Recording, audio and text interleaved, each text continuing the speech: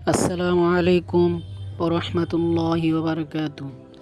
আমার প্রাণপ্রিয় শ্রোতাবিন্দু, আপনাদের প্রাণপ্রিয় অনুষ্ঠান গল্পে গল্পে আলোকিত মানুষ, আমাদের গল্পের আলোকিত মানুষ ইমাম আবু হানিফা রহিমাহুল্লাহ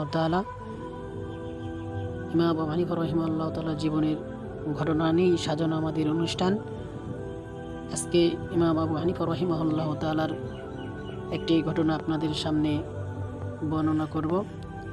ঘটনাটির শিরোনাম হচ্ছে ইমাম আবু হানিফা রহিমাহুল্লাহ তাআলা প্রধান বিচারক হতে অস্বীকৃতি। চলুন শুরু করা যাক। খলিফা মানসুর প্রধান বিচারকের দায়িত্ব দেওয়ার জন্য কয়েকজন আলেমকে জমা করলেন। তাদের মধ্যে সুফিয়ান সাউরি, মিসআর, শুরাইক, ইমাম আবু হানিফা রহিমাহুল্লাহ তাআলা শামিল ছিলেন।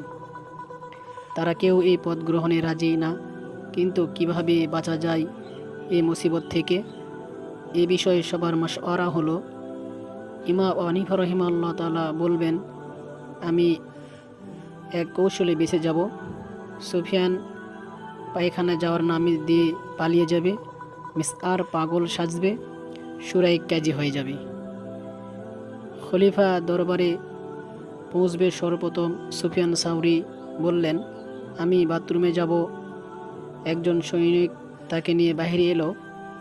সুফিয়ান সাউরি রহিমাহুল্লাহ তাআলা নদীর পাড়ে একটি দেয়ালের পিছনে গেলেন। সৈনিক এ পাশে দাঁড়িয়ে রইল।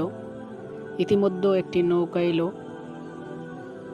সুফিয়ান সাউরি নৌকাওয়ালাকে বলল, দেয়ালের ওই পাশে সৈনিকটি আমাকে হত্যার জন্য দাঁড়িয়ে আছে।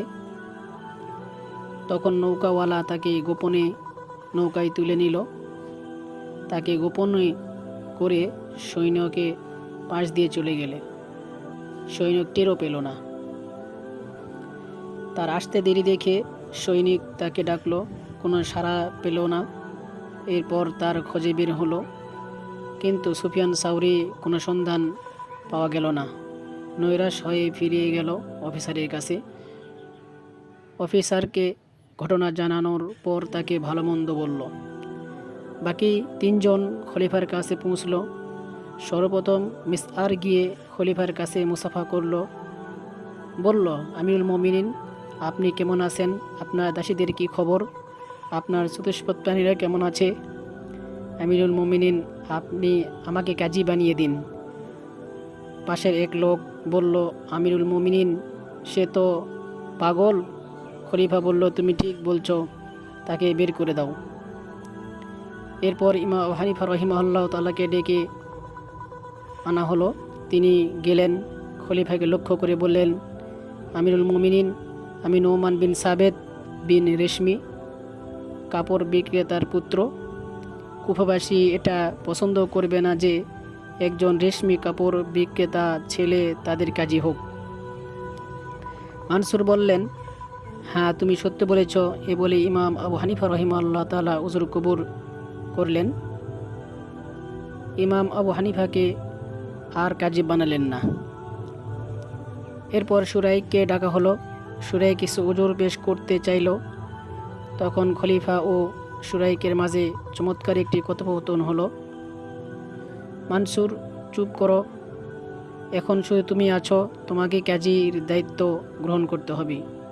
শুরাইক, আমিরুল মুমিনিন, আমার বিস্তৃতি প্লব। মানসুর, লোবান চাবাইলে তোমার এ সমস্যা কেটে যাবে। শুরাইক, আমার বুদ্ধি কম। মানসুর, মামলা আসার আগে ফালুদা বানিয়ে খেয়ে নিবে। শুরাইক, যে কোনো বিচার আসবে আমি সকল বিচার করব। মানসুর, আমার ছেলের বিচার আসলেও মাফ নাই। এই বাহাসের পর শুরাইককে কাজী বানিয়ে দিল। তিনিও তা কবুল করলেন।